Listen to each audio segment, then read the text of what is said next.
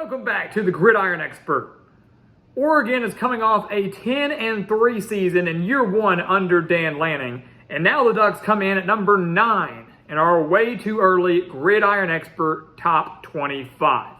The Ducks nearly made the college football playoff last year, but had their hopes ruined at home in late November against Washington, and then unfortunately lost to Oregon State in their season finale. But they did beat North Carolina 28-27 in the Holiday Bowl, one of the better bowl games of the entire postseason, and now they have a lot of talent coming back, namely their star quarterback and Bo Nix. Now, he does lose 4 offensive linemen. They're going to have to repair that offensive line, but Bo Nix is back as one of the best quarterbacks, not just in the Pac-12, but in the entire country. They're expected to bring back a handful of starters on defense. This is still a team, guys, that with a lot of pieces lost, could be very special. Still a team, guys, that for us is a top 10 team to start the year and is a legitimate Pac-12 and college football playoff contender. So welcome back to the Gridiron Expert. We're so glad that you could join us today. As always, please continue to like, comment, subscribe, share our videos, and check out everything down in the description below, guys, because here at the Gridiron Expert, football never ends. It never dies. The college football season is always going. 24/7, 365, we're here to talk college football with you, the members of our GE Nation. And we want you to become a part of that GE Nation by liking, commenting, subscribing, and hitting that notification button so you don't miss out on any of our future videos going forward, including our game-by-game predictions for every single college football team coming out here in just a few months. So let's take a look at Oregon and their schedule heading into 2023. This is a team, guys, that, again, has Pac-12 title aspirations, didn't even make the Pac-12 championship game last year due to their late losses to Washington and Oregon State. They're hoping to at least get to the championship game this year. They opened the year up against Portland State. I don't think many people are concerned with that. An intriguing road game in week 2 at Texas Tech is really going to show us what this Oregon team is made of. Interesting game there. Obviously, Texas Tech quarterback Tyler Shugg used to play for Oregon, so an interesting battle there at quarterback will be kind of fun to watch. But this is a Texas Tech team that we actually do have in our way too early top 25. A Texas Tech team that offensively is going to probably give this Oregon team some challenges, the defense some challenges. Dan Lanning is going to have to come up with a pretty good game plan to slow down Joey McGuire's offense in Lubbock. Not an easy place to play either. So week 2 could practically end Oregon's college football playoff hopes right then and there, or could give the Ducks a resume-boosting victory and a lot of confidence heading into the bulk of their schedule. Because you look at the next few games, Hawaii, many would project to be a win. Colorado, yes, everybody wants to talk about the Buffaloes and Deion Sanders and what he might be able to do in Boulder. Let's pump the brakes a little bit. Will Colorado be more competitive than they have been in years past? Probably so. Will Colorado be more competitive than they were last year against Oregon when they lost 49-10? Probably so. But is Colorado going to be a Pac-12 title contender in year 1? Probably not. So Oregon gets to host the Buffaloes. Most would project a win there. And then they go on the road to Stanford. Last time at Stanford, back in 2021, they lost to the Cardinals. Big shock there. But Stanford dealing with a lot of key new pieces, including a brand new head coach. Oregon won by 18 last year. Many, again, would project the Ducks to win the game. After that, the schedule gets tough. And it's kind of interesting how Oregon's schedule works for me, right? So if you look at the schedule going the rest of the way, so their final 7 games of the year, every other game is against a legitimate Pac-12 title contender and against a very, very tough team. So it starts with Washington, right? They come out of the bye week and they got to take on the Huskies.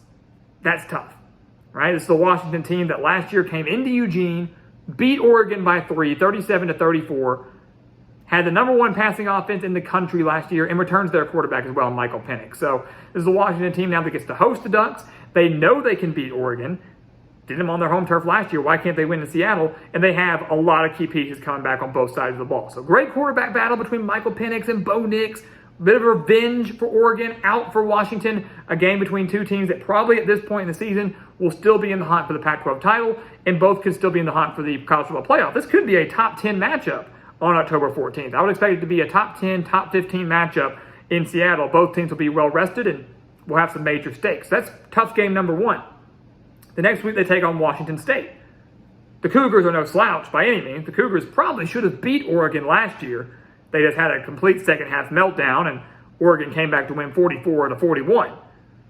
The Cougars have the talent to win, but in Eugene, a little bit tougher. Pullman helped them out a little bit, and this year on the road, not so much. But they do have a talented team. They've got a talented quarterback, and I have a lot of faith in what they're doing there and what Jake Dickert is doing in Pullman. So not an easy game by any means, but not as, I think as tough as Washington or Utah, who Oregon now has to travel to.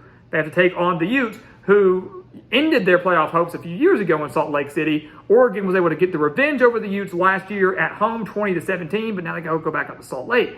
They got to face Cam Rising, who should be fully healthy, obviously, by this point. They got to face a very talented and stout Kyle Whittingham defense. Salt Lake City, they don't lose. Utah does not lose at home.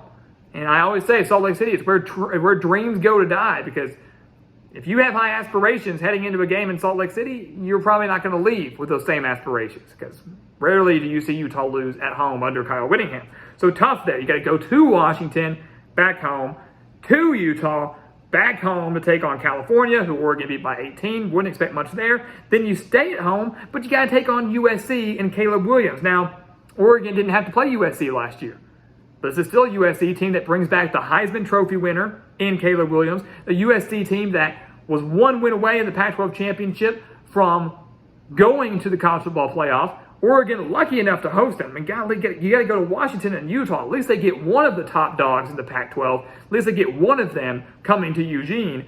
But USC is going to be tough. USC is going to be dangerous. And depending on where Oregon is in terms of the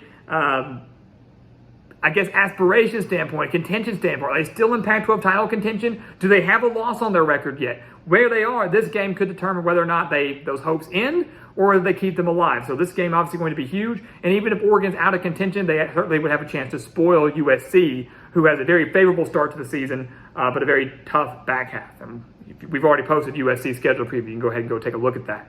So USC. So again, Washington, tough, off. Utah, tough, off. USC, tough, and then off at Arizona State. Now that's going to be a bye week. We've seen Oregon lose in the desert before. Crazy things have happened. Kenny Dillingham, who was the offensive coordinator for Oregon last year, now the head coach at Arizona State. So interesting connection there. He'll know the ins and out of this Oregon team. He'll know the ins and out of Bo Nix, who he coached at Auburn and at Oregon. So obviously some connections there, but many would again project Oregon to beat the Sun Devils. Can't afford to overlook them though. And then they close the year out against Oregon State. They lost to the Beavers 38-34 last year, blew a massive lead in that game in Corvallis. Oregon State battled back to win the game and to clinch a 9-win season and then clinch a 10-win season later on when they beat Florida in their bowl game. So Oregon's certainly going to be out for revenge over the Beavers. They believe they're better than the Beavers. They get them at home. But again, you kind of look at it. Every other game is against one of the Pac-12 top dogs. Washington, Utah, USC, Oregon State. They just kind of alternate every single week over those final 7 games of the year, and those are going to be the ones that define it, guys. So it's a tough stretch. The final 7 games are brutal, but it ultimately comes down to 4 games for Oregon against Washington, Utah, USC, Oregon State. 2 at home, 2 on the road. How Oregon fares in those games, and maybe how they fare on the road at Texas Tech and Lubbock. Again, that'll be a good benchmark to start the year. That will define the Duck season. Whether or not they can go to a Pac-12 championship, whether or not they can finally break through and get to the college football playoff, or whether or not they fall just short and maybe the ceiling is just a New Year's 6 bowl game in year 2 under Dan Lanning. So guys, as always, thank you so much for watching us here at the Gridiron Expert on YouTube. Make sure to continue to like, comment, subscribe, share our videos, and of course, check out everything down in the description below, because again, here at the Gridiron Expert, football never dies. The season never ends, and we want you to become a part of our GE Nation so you can experience that with us. So like, comment, subscribe, hit that notification button so you don't miss out on any of the future content. And once again, guys, as always, thank you so much for watching, and we'll see you next time right here on the Gridiron Expert.